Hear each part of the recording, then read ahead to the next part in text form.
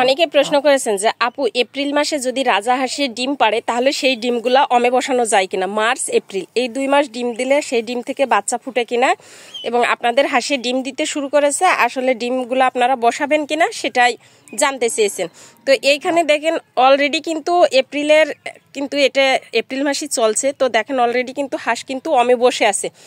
তো এই বিষয়গুলো আজকে আপনাদের যাদের জানা দরকার, কি কি করতে হবে এই গরমের সময় রাজাহাঁস অমে বসালে, কোন কোন কাজগুলো করা প্রয়োজন, করলে পারে বাচ্চাগুলো ফুটানো সম্ভব হতে পারে, সেই বিস্তারিত বিষয়গুলো আজকে পুরো ভিডিওটা জুড়ে থাকবে। আশা করি মনোযোগ সহকারে দেখবেন। আসসালামু আলাইকুম, কেমন আছেন সবাই? আশা করি আল্লাহ তাআলার অশেষ রহমতে সবাই ভালো আছেন, সুস্থ আছেন। সদা সর্বদা সবাই ভালো থাকেন, সুস্থ থাকেন, সেই কামনায় রইল সকলের প্রতি। তো আলহামদুলিল্লাহ এখানে দেখতেই পাচ্ছেন আমার কিন্তু রাজাহাঁসের বাচ্চা অলরেডি ফুটতে শুরু করেছে। আচ্ছা, এই হাঁসগুলা দেরিতে বাচ্চা ফুটছে, কারণ দেরিতে এরা কিন্তু আবার শীতের শেষে এসে অবশিষ্ট টাইমে কিন্তু এরা আবার ডিম দিয়েছে। তো বেশ কয়েকটা হাঁসি ডিম দিয়েছে, আর সেটা আপনারা দেখছেন অবশ্যই নিশ্চয়, রোজার মধ্যে ডিম পাড়তে শুরু করছিল। তো এই যে এখনও দেখেন এরা এই যে ডিম নিয়ে বসে আছে, এদেরকে ডিমগুলো আমি অমে দিয়েছি। তো আচ্ছা, এপ্রিলে বাচ্চা ফুটে কিনা, আসলে অবশ্যই এপ্রিলে বাচ্চা ফুটানো সম্ভব হয় মার্চ এবং এপ্রিলে, তবে সেই ক্ষেত্রে নিজেদেরকে একটু সতর্কতা অবলম্বন করতে হবে। এদিকে দেখেন আরো কিছু হাঁস কিন্তু বসানো আছে এই যে এর ভেতরে। তো নিজেদের কিছু কিন্তু সতর্কতা অবলম্বন করতে হবে। মাশাআল্লাহ, যে এইখানেও দেখেন আবার এই যে এইখানেও বাচ্চা ফুটতেছে।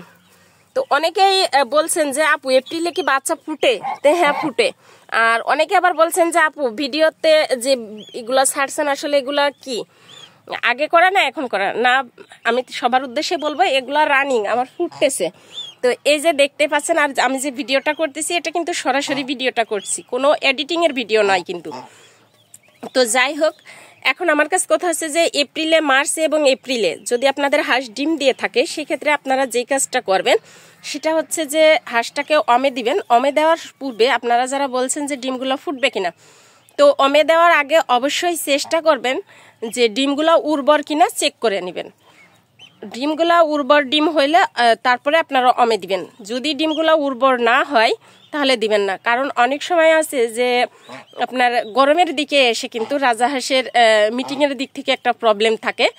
তো এই কারণের জন্য আপনারা কিন্তু সবসময়ের জন্য চেষ্টা করবেন যে ডিমগুলো উর্বর কিনা চেক করে নেবেন। আচ্ছা, ডিমগুলো যদি উর্বর হয়ে থাকে তাহলে অবশ্যই আপনারা অমে বসিয়ে দিবেন। আর যখন অমে দিবেন তখন একটা জিনিস লক্ষ্য রাখবেন, সেটা হচ্ছে যে প্রতি সপ্তাহে আপনারা 1 থেকে 2 দিন করে কিন্তু এদের গোসল দেওয়ার চেষ্টা করবেন। 2 দিন সম্ভব না হলেও 1 দিন দিবেন। তো মাসে 4 দিন অথবা 6 দিন আপনারা রাজাহাঁসকে গোসল দিবেন। আচ্ছা, এটা যখন গোসলে দিবেন তখন এই হাঁসটাকে তুলে নিয়ে যাবেন, হাঁসটাকে তুলে নিয়ে বাহিরে নিয়ে গোসল করাবেন। গোসল করানোর পর কিন্তু ডিমে আসতে দিবেন না, একটু বাইরে রেখে গাটা শুকিয়ে নেবেন। গাটা শুকানোর পরে তারপরেই কিন্তু বাইরে থাকলে এরা গাটা কিন্তু সুন্দরভাবে সহজেই শুকিয়ে যায়, আর যদি আবদ্ধ অবস্থায় থাকে তাহলে কিন্তু সহজে শুকাতে চায় না। আর ভেজা অবস্থাতে ডিমের উপর বসলে একে তো ডিম ঠান্ডা থাকে, তারপরে যদি আবার ভেজা অবস্থাতে বসে তাহলে ডিমে প্রবলেম হতে পারে। তো গাটা শুকিয়ে গেলে এর ক্ষেত্রে নিজেদের একটু লক্ষ্য অবশ্যই রাখতে হবে, রেখে তারপরে কিন্তু আপনারা হাঁসটাকে আবার ডিমে বসিয়ে দিবেন।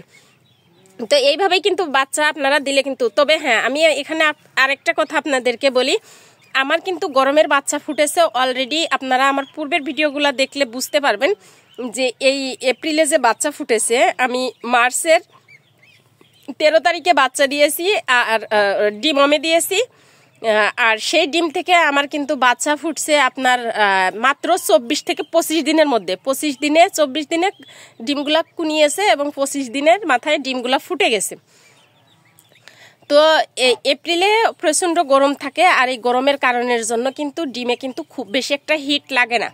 তবে হ্যাঁ, এক্ষেত্রে কিন্তু ডিমগুলা ঘোলা হয়ে যাওয়ার সম্ভাবনা থাকে বেশি, কারণ গরমে যদি সঠিকভাবে ওম না দিতে পারে ডিমগুলো অনেক সময় আছে যে ঘোলা হয়ে যায়। তবে যদি বাচ্চা ডিমগুলো বসানোর পর 1 সপ্তাহের মাথায় যদি আপনারা ক্যান্ডেলিং করেন, 5 থেকে 7 দিনের মধ্যে ক্যান্ডেলিং করলে বুঝতে পারবেন যে ওর মধ্যে মাকড়সার জালের মতো রক্তের শিরাগুলা তৈরি হয়েছে। যদি তৈরি হয় তাহলে মাশাআল্লাহ মনে করবেন ডিমগুলো আর ঘোলা হওয়ার কোনো সম্ভাবনা নেই। আর যদি তৈরি না হয় 1 সপ্তাহ পরেও, তাহলে ওই ডিম থেকে বাচ্চা ফোটার সম্ভাবনা খুবই কম থাকবে। তো যাই হোক, এই যে এইখানে যে বাচ্চাগুলো আছে আল্লাহর রহমতে ফুটেছে। তো আমার কাছে যেটা আমি সরাসরি বাস্তবে যেটা পেয়েছি সেটা হচ্ছে যে এপ্রিলে আমার যে বাচ্চাগুলো ফুটেছে গরমে, অর্থাৎ 24-25 দিনের মাথায় কিন্তু বাচ্চাগুলো ফুটে গেছে। আচ্ছা, আবার কিছু হাঁস আছে যে দেখা যাচ্ছে 26-27 দিনে ফুটছে। তো এর মধ্যেই 27 দিনের মধ্যেই বেশিরভাগ ফুটে গেছে। 20-25 থেকে শুরু করে 27 পর্যন্ত এর মধ্যে বাচ্চাগুলো কিন্তু ফুটে গেছে। তো আপনাদের যাদের হাঁসে ডিম মার্চ এবং এপ্রিলে পারছে, আপনারা চাইলে ডিমগুলা বীজ ডিম কিনা চেক করে ডিমগুলা বসিয়ে দিতে পারেন। এবং যে যে সতর্কতাগুলোর কথা বললাম সাবধানতার সাথে আপনারা এগুলা করবেন, তাহলে আল্লাহ দিলে হয়তোবা তা থেকে বাচ্চা পাওয়ার সম্ভাবনা থাকতে পারে, উপর আল্লাহ যদি রহমত থাকে। তো এইভাবে যে আমার আচ্ছা, যারা বলছিলেন যে আসলে রাজাহাঁসের বাচ্চা ফোটার পর কতক্ষণ পর আমরা বাচ্চাগুলাকে সরিয়ে নিব, তো রাজাহাঁসের বাচ্চা এই যে আমি কিন্তু এখানে অলরেডি বাচ্চাগুলা নিতে আসছি। তো রাজাহাঁসের বাচ্চা ফোটার পর বাচ্চাগুলাই দেখেন মাশাআল্লাহ অনেকটা কিন্তু সুস্থ স্বাভাবিক এবং দৃষ্টপুষ্ট আছে, কারণ এরা কিন্তু এদের যে শরীরের যে ভেজা অংশটা থাকে, অর্থাৎ ভেজা থাকে পশমটা, সেটা কিন্তু সুন্দরভাবে শুকিয়ে গেছে। তো এখন এই শুকিয়ে গেছে দেখে কিন্তু আমি বাচ্চাগুলাকে তুলে নিয়ে যাব। আচ্ছা, এর ভেতরে আরও একটা কথা আপনাদেরকে একটু বলি, সেটা হচ্ছে যে রাজাহাঁসের বাচ্চার দেখবেন কিন্তু বসন্ত উঠে। এই যে ভিডিওটার মধ্যে হয়তো বা আপনারা ফলো করতে পারতেছেন যে মশা অতিরিক্ত নয়, 1-2টা মশা যে চলছে, হয়তো বা আপনারা বুঝতে পারতেছেন হাঁসের শরীরে বসছে। তো কখনোই যেন মশাই না কামড়ায় সেই চেষ্টা করবেন। ছোটবেলাতে রাজাহাঁসের বাচ্চা হোক আর দেশি মুরগির বাচ্চা হোক, যদি মশার কামড় দেয় তাহলে কিন্তু অবশ্যই সেই বাচ্চার ম্যাক্সিমাম ক্ষেত্রেই কিন্তু গুটি বসন্ত হওয়ার সম্ভাবনা থাকে। তবে সব হাঁসের বা সব মুরগির ক্ষেত্রেই এক নয়, তবে হবেই।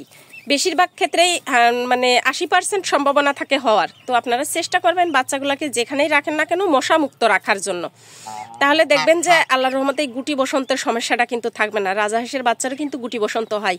এ বিষয়ে আমার পূর্বের ভিডিও দেওয়া আছে যে রাজাহাঁসের বাচ্চার গুটি বসন্ত হলে কোন ধরনের চিকিৎসা দিতে হবে, চাইলে আপনারা সেই ভিডিওটা দেখে নিতে পারেন যে রাজাহাঁসের বাচ্চার গুটি বসন্ত হলে কি কি চিকিৎসা করলে বাচ্চাগুলোকে দ্রুত সুস্থ করা সম্ভব। তো যদি এই বিষয়ে দেখতে চান তাহলে আপনারা দেখতে পারেন। তো এই হচ্ছে কি আজকের ভিডিওগুলোর যে আপনারা বিষয়বস্তুগুলো জানতে চেয়েছিলেন সেগুলোই একটু একটু করে আপনাদের সাথে তুলে ধরার চেষ্টা করলাম। যদি আমার চ্যানেলটা ভালো লেগে থাকে, ভিডিওগুলো ভালো লেগে থাকে, তাহলে অবশ্যই, যদি ফেসবুক থেকে দেখে থাকেন তাহলে পেজটা ফলো দিবেন, আর যদি ইউটিউব থেকে দেখে থাকেন তাহলে অবশ্যই চ্যানেলটা সাবস্ক্রাইব করে দিবেন এবং লাইক কমেন্ট করতে কিন্তু ভুলবেন না। তো দেখা হবে অন্য কোনো ভিডিওতে। সে পর্যন্ত সবাই ভালো থাকবেন, সুস্থ থাকবেন, নিজ নিজ দায়িত্বে নিজ নিজ খামারের পশু পাখিগুলার যত্ন নেওয়ার চেষ্টা করবেন। আর আল্লাহ হাফিজ।